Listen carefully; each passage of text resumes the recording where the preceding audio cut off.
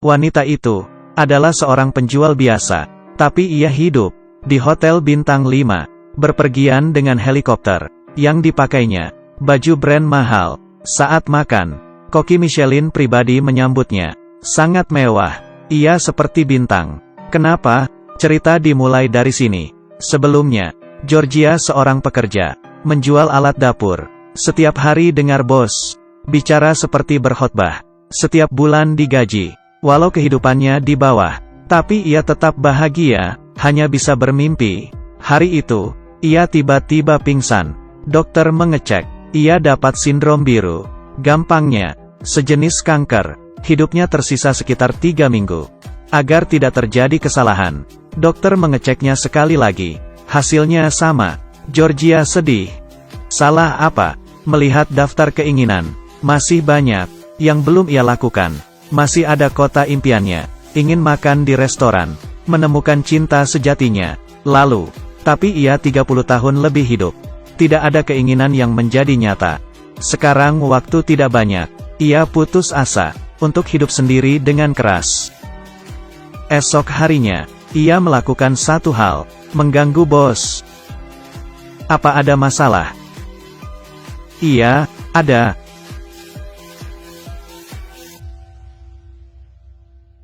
Lalu ke bank, mengambil semua tabungan dan pensiun, menjual semua investasi. Sebelum ia mati, ingin mewujudkan impiannya, memulai liburan yang sempurna. Ingin menghabiskan semuanya.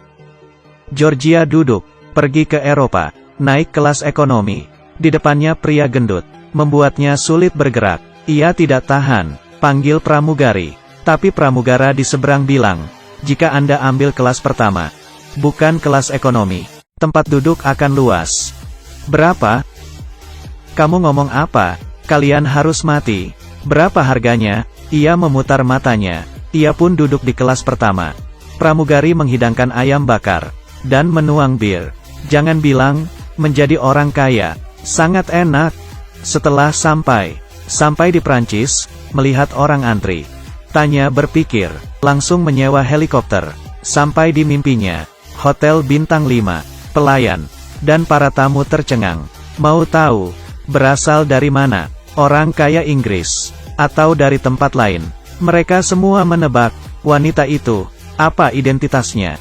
Datang pakai helikopter 2 jam sampai lebih cepat ke hotel. Resepsionis bilang kamar belum dibereskan. Masih ada 1 kamar. 1 malam $3.000 lebih.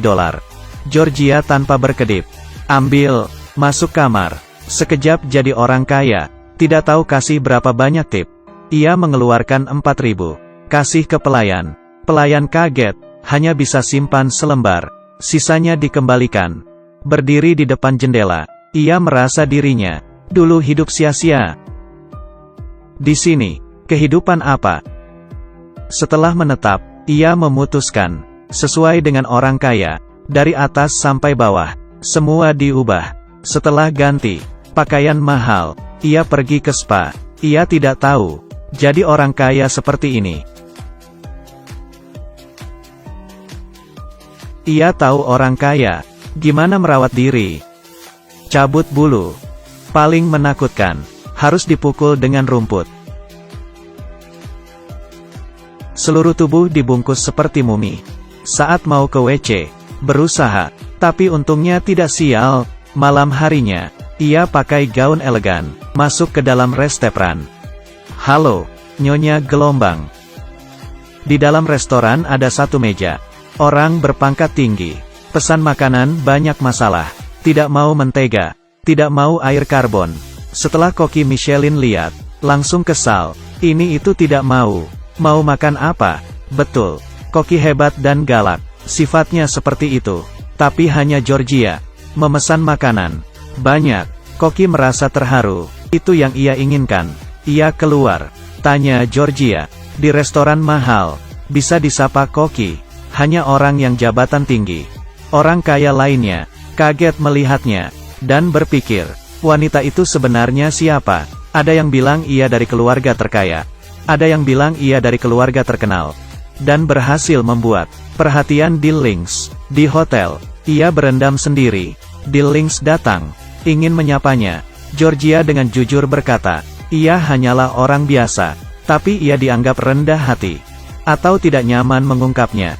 Di saat itu, ada orang lewat, dan melihat. Ia yakin, wanita ini tidak biasa. Pengusaha kaya Amerika, pemilik perusahaan besar. Di dalam hotel, orang paling kaya. Ia tersiingi oleh Georgia, mencuri pusat perhatian. Ia curiga, pesaing kirim Georgia, untuk kerjasama dengan D-Links. Esok harinya, Georgia main ski. Karena baru belajar, ia kehilangan kendali. Sulit dikontrol. Makin lama, makin cepat. Turun. Melewati orang kaya dengan cepat. Mereka pemain ski head. Tidak ingin kalah. Ikut mengejar. Tapi ia tidak tahu. Di hati Georgia sekarang. Panik. Kamu tidak akan percaya. Putar badan. Saya percaya. Saya tidak tahu harus berbuat apa. Peluk saya. Keduanya meluncur ke dalam hutan. Menghandalkan pemula. Georgia melintasi rintangan. Gerakan terakhir paling sulit. Berhasil dilaluinya. Tapi orang kaya itu tidak begitu beruntung. Ia terjatuh. Sangat kesal. Merasa malu. Ia tidak yakin. Memutuskan mencarinya. Bermain lebih keras.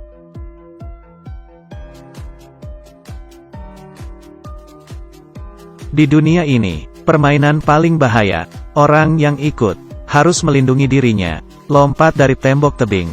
Melihat ketinggian. Orang kaya takut, bukan masalah besar, tapi banyak orang meninggal karena ini. Orang kaya berkata, Georgia tidak masalah, saya akan mati, apa yang ditakutkan?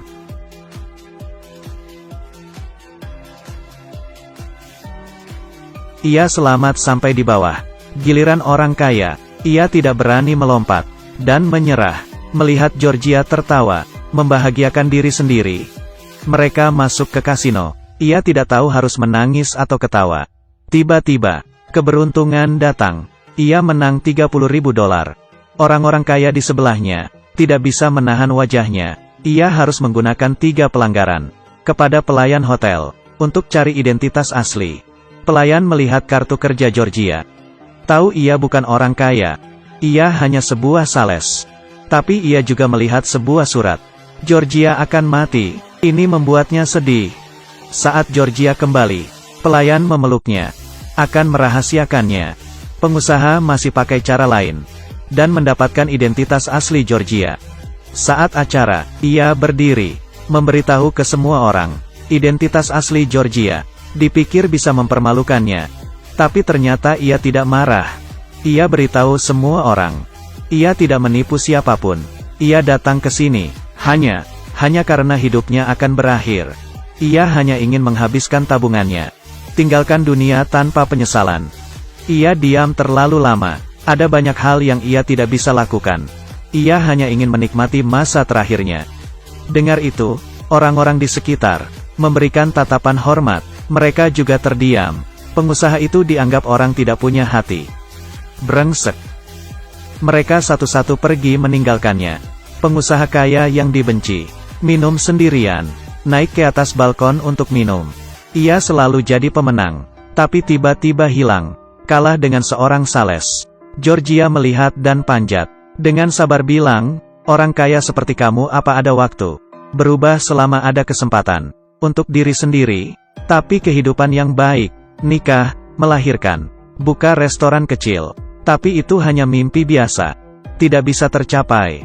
Sebaliknya, kamu beruntung. Apa yang masih tidak puas? Masih tidak terpikir? Georgia menenangkannya. Pengusaha akhirnya ngerti. Georgia tiba-tiba sedih. Ia diganggu oleh bos sebelumnya. Ia memilih untuk menahan. Cinta makanan. Untuk diet. Makan makanan sehat. Ia naksir rekan teman kerja. Tapi tidak berani ungkapkan. Georgia merasa, ia hidup terlalu berhati-hati. Tidak pernah ikuti kata hatinya.